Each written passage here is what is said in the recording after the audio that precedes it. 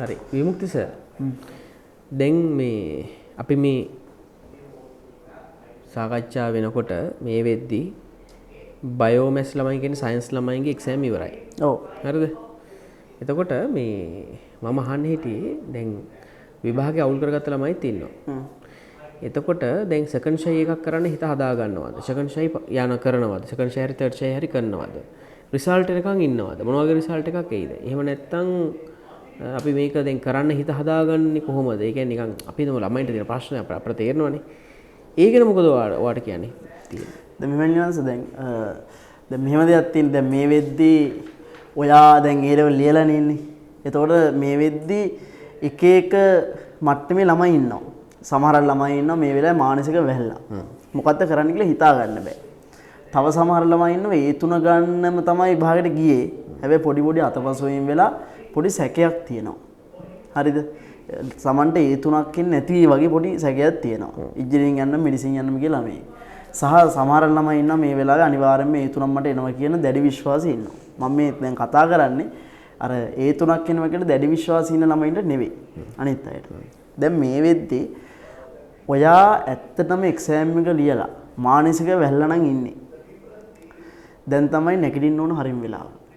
මේ වෙලාවේ තමයි ළමයට හොඳම නැගිටිල්ල ගන්න පුළුවන්. මොකද මේ වෙලාවේ තමයි ළමයා කෙටියෙන්ම කිව්ව කරපු ගොංකන් ටික තේරෙන්නේ. හරිද? අනිවාර්යයෙන්. හරිද? ඒක මොකද ඒකට ඔයා විභාගය ගිහලා අසරණ වෙන්න ඕනේ. ඒක නැත්තම් ෆීල් වෙන්නේ නැහැ. ඒකනේ අපි කියන්නේ අර මේ පේල් වුණත් කමන්නේ උඹ ලියපන් කියලා අපි කියන්නේ. මේමයි මිනිස්සුන්ට වරදිනවා. අතපසුවීම වෙනවා ජීවිතේ. හැබැයි අදක්ෂ ඒ කියන්නේ මෝඩ ආරම්භකයෙක් තමයි අලංකාර විශිෂ්ට නිර්මාණය කරන්නේ. හරිද? ඒ කියන්නේ ඔයා මෝඩ ආරම්භකයෙක් කිව්වගේ අදහස් කරන්නේ ඔයා මෝඩයෙක් කියලා නෙවෙයි. ඔයා මෝඩ වැඩ කරලා විභාගේ අනාගත එකනේ මම මේ අදහස් කළේ. දැන් සමහර ළමයි ඉන්නවා විභාගේ අනාගන්න හේතු. විශේෂයෙන්ම නිලන්ස විභාගේ අනාගන්න හේතු තමයි අවශ්‍ය කාලෙදී අවශ්‍ය වැඩේ නොකිරීම. ඔව්. දැන් ඒ ලෙවල් විභාගයට තියෙන අවුරුදු දෙකක් දෙකමාරක් වගේනේ. ඒතකොට ළමයින්ට ජීවිතේ මාර වැඩ ගොඩක් තියෙනවා මේ ටික කරන්න. ඉන්දරහිල්ල තමයි ඒ ලෙවල් කරන්නේ. හරිද? අනිත් ඔක්කොම කරනවා ඒක අනිත් ඔක්කොම කරනවා මේක පාර්ට් ටයිම්. මේක පාර්ට් ටයිම්. හරිද? එතකොට ගේම් ගහන ඒවා, ගෑල් ළමයි පිළි ළමයිගේ යාළු වෙච්ච ඒවා. හරිද? ඊට පස්සේ ඕවෑන් ඕගොල්ලෝ මාරදිරි ස්ට්‍රෙස් වෙලා පාර්ට් ටයිම් කරන සල්ලි හොයන්න එනවා. සල්ලි හොයන්න. ඔව්. හරිද? ඒ වෙලාව ළමයි මාරදිරි ස්ට්‍රෙස් වෙලා මේ සබ්ජෙක්ට් එක වට ගන්නවා. හැබැයි ඔයාට විභාගෙ ලියනකම් ගොඩාක් අයට ඒක තේරුන්නේ නැහැ.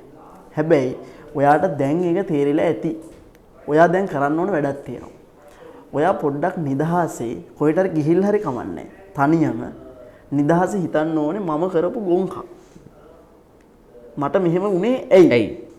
ඒකයි. කියලා ඔයා හිතලා ඔයා අන්න ඒක ලිස්ට් කරගන්න. ලියාගත්තත් කමන්නේ. එතකොට මිනිස්සෙක් සාමාන්‍ය එකපාර කරපු වැරද්දක් ආයෙ කරන්නේ නැහැ කියන්නේ මේ මිනිස්සේ ඉස්සරහට යන මිනිස්සෙක්.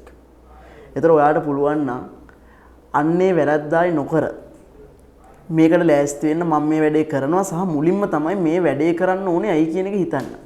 අවශ්‍යතාව. හරිද? ඔයාට ඉංජිනේරින් යන්න ගෙදර ප්‍රශ්න ඇති. දැන් මෙඩිසින් යන්න ඕන ළමයෙක් මාර ප්‍රශ්න ටිකක් විසඳෙනවා. හරිද? එතකොට මේ ඔයාට ජීවිතේ ගොඩාක් ප්‍රශ්න වල මේක විසඳුමක්. ඒකින්ද ඔයා හිතන්න ඕනේ මේකේ අවශ්‍යතාව ගැන. හරිද? සහ ඔයා සමාජයේ ඔය ඉන්න මිනිස්සයා විදිහට නෙමෙයි ලොකුවට සමාජෙ ඉස්සෙනවා. දැන් ඔයා දන්නවනේ ඉංජිනේරින් යන ළමයෙක් මෙඩිසින් යන ළමයෙක් කියන වෙනම ක්වොලිටි ටෙස්ට් එකක් හැදෙනවනේ ළමයාගේ අර ඒ ලෙවල් කාලේ හිටපු ළමයා නෙමෙයි. වෙනම මට්ටමක ළමයා ඉස්සෙනවා.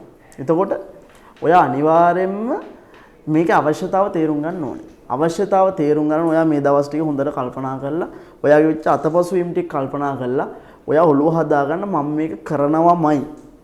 අනිවාර්යෙන් මේ මාස 9 ඇති ඒ තුනක් ගන්න ඔයා වැඩ කළොත්.